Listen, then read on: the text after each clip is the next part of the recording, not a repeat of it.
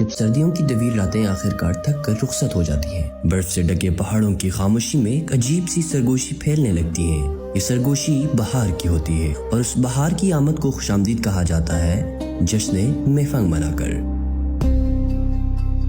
جشن میفنگ ایک ثقافتی تہوار ہے جسے لوسر بھی کہا جاتا ہے۔ لوسر تبتی کیلنڈر میں سال کی شروعات یا آغاز کے دن کو کہا جاتا ہے۔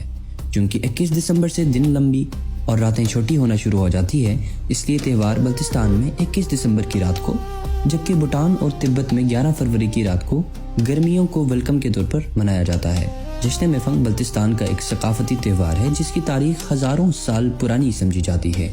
یہ تہوار بلتستان کے اس دور سے تعلق رکھتا ہے جب لوگ یہاں بتوں کی عبادت کیا کرتے تھے اور لوگ قدرت، موسموں اور زمین کے ساتھ گہرا روحانی تعلق رکھتے تھے۔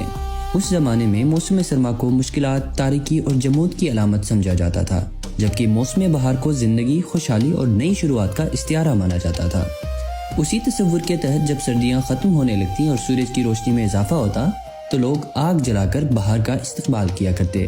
اس عمل کو بعد میں میفنگ کا نام دیا گیا۔ شام ڈلتے ہی گاؤں کے بیچوں بیچ لکڑیاں جمع کی جاتی ہیں۔ نوجوانوں کے چہروں پر جوش، بچوں کی آنکھوں میں حیرت اور بزرگوں کے دلوں میں صدیوں پرانی یادیں تازہ ہو جاتی ہیں۔ جب آگ بھڑکتی ہیں تو صرف لکڑیاں نہیں جلتی بلکہ سردیوں کی تھکن بھی جل جاتی ہیں، مایوسی کی راکھ اڑ جاتی ہے اور دلوں میں روشنی اتر آتی ہے۔ آگ کے گرد لوگ اکٹھے ہو کر دائرہ بناتے ہیں، جہاں کوئی بلتی لوگ گیت گا رہے ہوتے ہیں تو کوئی تلوار رقص کرنے میں مصروف نظر آتا ہے۔ لوگ جھوم جھوم کر یہ کہہ رہے ہوتے ہیں کہ اب اندھیرا ختم ہوا، زندگی لوٹ آئی ہے۔ نوجوان مشعلیں لے کر گاؤں کی گلیوں میں نکلتے ہیں، جن کا کہنا ہوتا ہے کہ روشنی پھیلاؤ، خوف کو پیچھے چھوڑ دو، نئی شروعات سے ڈرو مت۔ یہ کوئی عام تہوار نہیں بلکہ یہ اس بات کا اعلان ہے کہ چاہے سردیاں کتنی ہی سخت کیوں نہ ہو، بہار ضرور آتی ہے۔ آج بھی جب آگ کا پہلا شعلہ اٹھتا ہے تو بلتستان کی روح مسکرا اٹھتی ہے، کیونکہ میفنگ صرف آگ نہیں، یہ یاد ہے، یہ شناخت ہے اور امید ہے، اور امید کبھی جلتی نہیں، صرف روشن ہوتی ہے۔